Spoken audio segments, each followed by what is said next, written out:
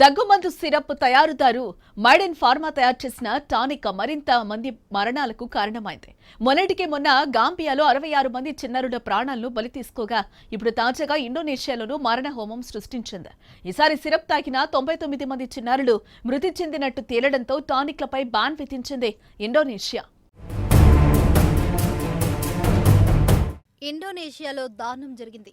దగ్గుమందు సిరప్లు తాగి కిడ్నీ సమస్యలతో 99 మంది చిన్నారులు మృతి చెందారు. దీంతో అలర్టైన ప్రభుత్వం టానిక్లపై బ్యాన్ విధించింది. మొన్నటికి మొన్న గాంబియాలో దగ్గుమందు తాగి చిన్నారులు మృతి చెందిన విషయం తెలిసిందే.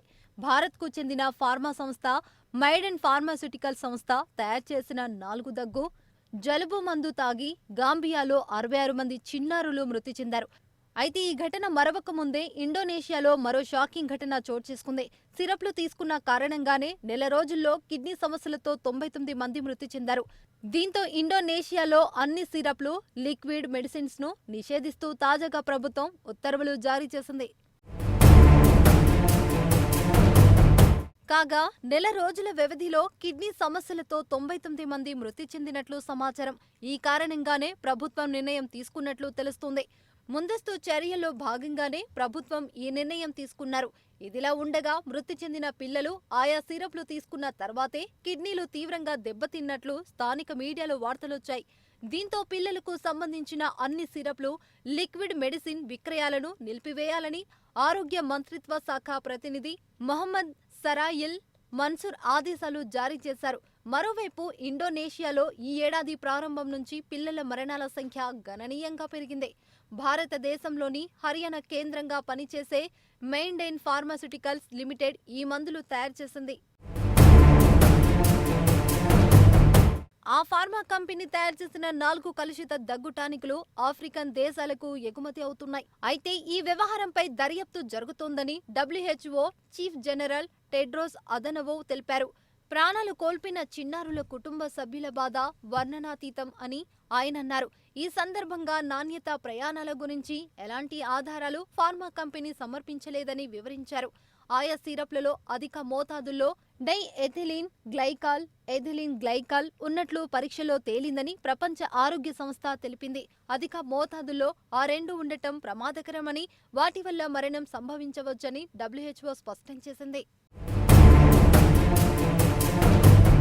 అయితే ఈ తరహా సిరప్లు తీసుకున్న చిన్నారుల్లో మూత్ర విసర్జనలో ఇబ్బందులు, కడుపు నొప్పి, వాంతులు, డయేరియా, తలనొప్పి, మానసికంగా అనిచితి, తీవ్రమైన కిడ్నీ సమస్యలు వచ్చి చివరకు మరణానికి దారితీయవచ్చు.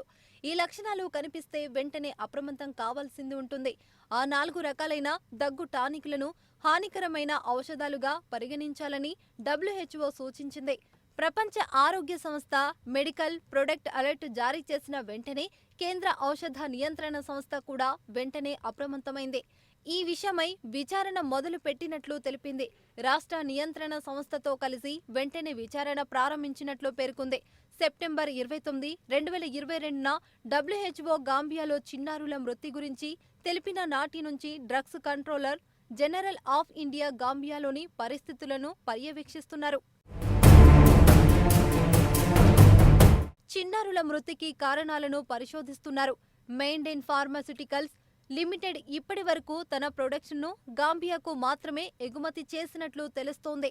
CDSCO ఆధ్వర్యంలో విచారణ కొనసాగుతుంది. ఇతర దేశాలకు ఎగుమతి చేసిన క్రమంలో ఆ దేశాలు ప్రొడక్ట్ క్వాలిటీ చెక్ చేయాల్సి ఉంటుందని, వారు సాటిస్ఫై అయిన తర్వాతనే ఆ దేశంలో ప్రొడక్ట్ రిలీజ్ ఉంటుంది. కాగా గాంబియా దేశంలో ఈ ప్రొడక్ట్ యూసేజ్ ముందు టెస్ట్ చేశారా లేదా అనేది విచారణలో తేలనుంది. అయితే నాసిరకం మందులను దిగుమతి చేసుకునే ముందు సదరు దేశాలు కూడా వాటిని కౌంటర్ చెక్ చేసుకోవాల్సి ఉంటుంది. అలా చేయకుండా నేరుగా మార్కెట్లోకి విడుదల చేయడం ఆ దేశాల నిర్లక్ష్యంగా కూడా భావించాలని అంటున్నారు వైద్య నిపుణులు.